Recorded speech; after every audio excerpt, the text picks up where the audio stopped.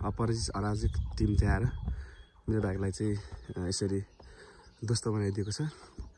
मिति 2082 साल 1 महिना 29 गतिको राति करिब 8 बजेर 45 मिनट जति गएको थियो होला। त्यतिखेर चाहिँ आगो लागिदिएर फाडी भागेको छ।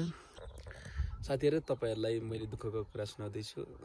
धेरै दुःखको कुरा। मेरो बाइक चाहिँ पार्किङ गरेकै ठाउँमा चाहिँ यसरी जलेर नष्ट बनाएको अवस्था छ हैन। अब यो चाहिँ बाइक चाहिँ केही काम लाग्ने नै छैन।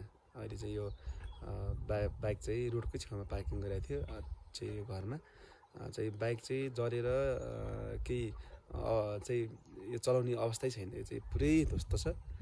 यो चाहिँ केटीएम बाइक हो, आरसी थियो। मेरो चाहिँ सपनाकै बाइक हो, जो सपना चाहिँ मेरो चकनाचुर बनाइदिएको छ। अराजक टिमले आगो लगाएर फरार छ। खोजी कार्य त जारी छ। यो चाहिँ लगभग अब नष्टै भइसक्यो। अनि यो हामीले चाहिँ बाइकलाई चाहिँ बाइक त जल्यो, तर हामीले घर चाहिँ जोगाएँ। घरलाई चाहिँ जोगायो किनकि घर चाहिँ स्थिति लगभग ठिक छ।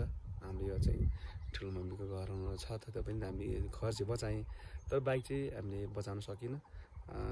लगभग हामीले थाहा पाउँदासम्ममा सल्किसकेको अवस्था थियो। तर हामीले अझ बाइकलाई नै ढलाएर आगो चाहिँ निभाए अनि मात्रै यो आगो चाहिँ घर चाहिँ बच्यो। नत्र भने घर पनि जान्थ्यो है। अनि अराजक टिम चाहिँ लगभग सङ्ख्याको घेरामा छ, तर पत्ता लाग्ला या नलाग्ला हैन। अब भेटेला या नभेटेला, तर यो बाइकको अवस्था चाहिँ एकदमै नाजुक अवस्था बनाइसकेको छ। चढ्न स्थिति नै छैन। तर जस्तो मेरो बाइकलाई यसरी चाहिँ आगो लगाएरै उनको जिन्दगी गुजारा चल्ने होला सायद हैन। अब त्यो भएर अहिले मैले सानो भिडियो बनाइरहेको छु। यो चाहिँ सचेतको लागि हो। सजग रहनु होला। तपाईहरुले बाइक पार्क गरिदिनुहुन्छ, तपाईको चाहिँ घरमा आगो नभने हजुरले अथवा सीसी क्यामेरा बजारतिर छ सीसी क्यामेरा भएको ठाउँमा पार्क गर्नु होला। अथवा तपाईहरुले सेफ्टीसँग आफ्नो घरको नजिकै सँगै हुने गरेर देख्ने गरेर पार्क गर्नु होला। लाइट बालेको ठाउँमा हिजो लाइट गएको बेलामा पारेर चाहिँ यसरी आगो लगाइदिएको अवस्था छ। यस्तो अवस्थामा छ बाइक। तपाईहरुले हेर्दै गर्नु होला। मैले हरेक क्लिपहरु चाहिँ हाल्ने कोसिस गर्ने नै छु। अवस्था गम्भीर छ। एकदम दुखी मोडमा छु म। दुःखको कुरा छ यो है त। जुन अहिले उहाँहरुलाई चाहिँ खोजी कार्य जारी छ। यो केटीएम बाइक हो, आरसीको अवस्था यस्तो छ। हामीले चाहिँ बेलुका एकदम राति गाउँको थुप्रै मान्छेहरू आएर चाहिँ आगो निभाएर घर चाहिँ बचाएँ। घरको र बाइकको हालत एकदम नाजुक अवस्था छ। अहिले चाहिँ यो अराजक टिमलाई चाहिँ समूहका लागि हामीले पुलिसहरुसम्म पनि खबर पुर्याइसकेको छ र नाकामा पनि बनिसकेको छ। र यो अराजक टिमले चाहिँ डाहा रिस जे पनि हुनसक्छ हैन। भोलिका दिनमा यसरी बाइक जलाउनेले भोलि घर जलाउन सक्छ हैन। व्यक्तिलाई चाहिँ नि अट्याक गर्न सक्छ, आक्रमण गर्न सक्छ र ठुलो क्षति हुन सक्छ। त्यो भएर तपाईहरु पनि सचेत रहनु होला। हाम्रो रामसार जिल्ला सुनपाती गाउँपालिका 2 गाल्पामा चाहिँ यस्तो घटना घटेको छ। गाल्पा जातिको बीचमा पर्छ हाम्रो चाहिँ। अहिले चाहिँ यो अवस्था छ। यो जो बाइकको चाहिँ यहाँ चाहिँ पिच रोड पनि भएर होला। विभिन्न मान्छेहरू यहाँ आउने जाने हुन्छ। अहिले यो अवस्था पार्किङ अवस्थामा चाहिँ केटीएम बाइक चाहिँ क्षतिग्रस्त छ। हिजो राति भिडियो गर्न सकिनँ किनभने हामी प्रायः जस्तो चाहिँ घर जोगाउनतिर लागि परे। घरको अवस्था यस्तो छ। घर चाहिँ हामीले जोगाएँ, तर बाइक चाहिँ जोगाउन सकेन। घर चाहिँ जोगायो, बाइक चाहिँ जोगाउन सकेन। बाइकको अवस्था यस्तो छ। अहिले चाहिँ सँग भइरहेको भिडियोहरू चाहिँ सक्दो सेयर गर्नु होला। हामी साहब सुनपाती 2 गाल्पा स्थित यस्तो ठुलो दुर्घटना भएको छ। र यो मेरै बाइक हो। यो चाहिँ बाइक चाहिँ यस्तो अवस्थामा छ। अब यो बाइक चाहिँ अब यो केही काम लाग्ने स्थिति छैन। तपाईहरुले सक्दो सेयर गर्नु होला। तपाईहरुको बाइक स्कुटी गाडीहरू पनि जति छ तपाईहरुले पार्क गर्दाखेरि एकदम सुरक्षित ठाउँमा अलि सेफली राख्नु होला र एकदम सतर्क हुनु होला। अहिले अवस्था एकदम गम्भीर छ। म बिहान रिपोर्टिङ गर्दैछु। अनि अहिलेको बिहानको समयमा तपाईहरुसँग हेर्नुस् त यो ब्याट्रीको अवस्था यस्तो छ हैन। अब चाहिँ हामीले बेलुका पानी हालेर यसो निभाएँ। अब यस्तो छ अब स्थिति गम्भीर छ। यो बाटो चाहिँ यताबाट नाका हुँदै गुन्सी राम्चे मानपुर गुन्सी हुँदै जाने हो।